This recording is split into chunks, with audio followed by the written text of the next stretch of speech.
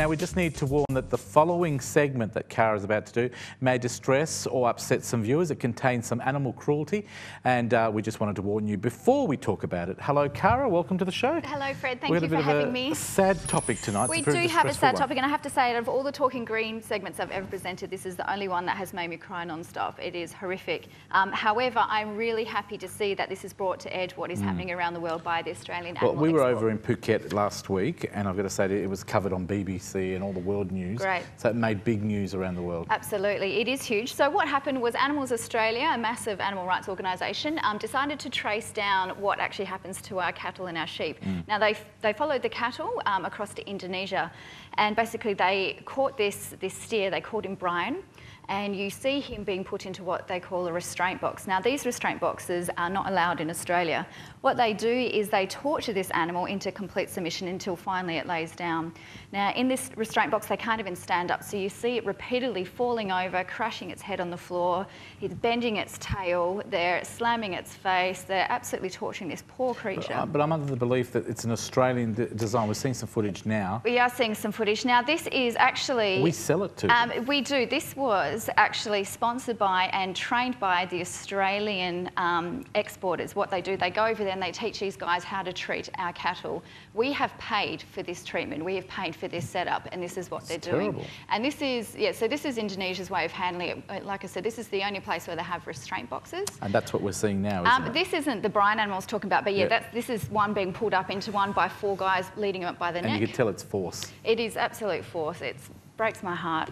The good thing, like I said, is that this has finally been revealed. Okay. Animals Australia paired up with RSPCA, and they got it onto ABC Four Corners, and from there the media has just gone wild, and we have seen visually for the first time. Because I've seen the Australian government has also reacted by saying they may stop trade to Indonesia if they don't change their ways. Absolutely. This, anyone who, even if you eat meat, can look at this and say, if I know that this is happening to an animal, you have to have some sort of humanity within you. Treated like exactly. It's just sad. This is what I was talking about, Brian, this poor steer who was just tortured in this. You can see he can't stand up. He can't even walk.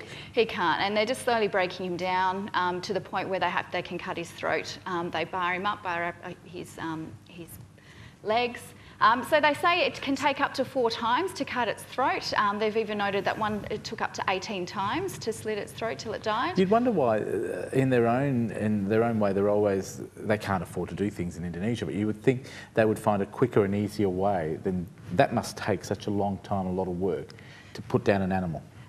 Well, yeah, I would say so. But on top of that is, if they can't afford it, then why are they bringing in the meat in the first place? Why are we still setting our sheep and cattle there? What's a better way of doing this? How do you think well, I think that we should consider promoting more work within Australia and having abattoirs here where we know... Killing them in our way, where we have our animal rights. Sending them to cold. Sending them there refrigerated, frozen, whichever way. Now, the Middle East, there's debate saying that they don't receive them because of the halal purposes. They do actually receive them because a lot of the abattoirs in Australia do kill under halal requirements, so they do receive this meat. We do actually already export a lot of refrigerated meat. There is no reason anymore to keep up this practice. Has Indonesia or the Middle East changed its way after this?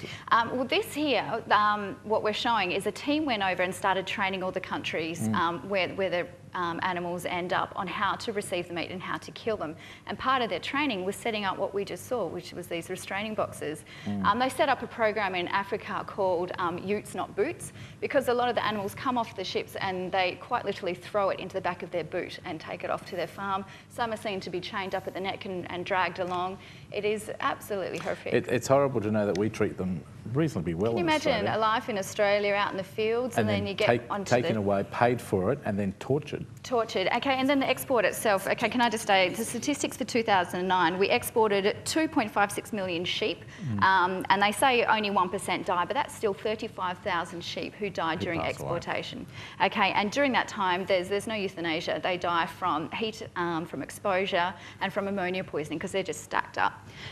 We had 954,000 cattle and 97,000 goats. That was all just exported around the world. What do we want people to do to help this cause? Right now, there is a fantastic fantastic time to jump on board and Yep. get into action. Look up Get Up. Yep. There was a petition given to Parliament yesterday. Yep. Just from this 1 week, we had 200,000 signatures on there, and that was given to Parliament. They still haven't done anything. We want everyone to get on board now. Go to your sign local name up. members, go to your state parliament members, write, phone, Absolutely, cause get as on much board. trouble as you can. There's the website address there as well, and it's just amazing. It is, absolutely. So if you want more information, head onto the RSPCA website, also onto Animals Australia, or even stopliveexport.org. There are so many things right now, and like I said, the positive out of this is finally it's come to head. And have you got the link on your website as I well? do have the link on the website. So we need people to go to thecouch.com.au, thecouch.com.au, that's our website. Go to the segment page, click on Cara's face, and that will take you to her website, and she'll have all the details there, plus more, I suppose. Absolutely. Well done, Cara. It's a Thank sad you, topic, Fred. but it needs to be raised. It is. And I'm so changed. glad to bring it up, and I'm really happy in some sense that this has come up. So let's take action. If you feel this, if this has hit your heart, put your name to words, and let's just get the government flowing.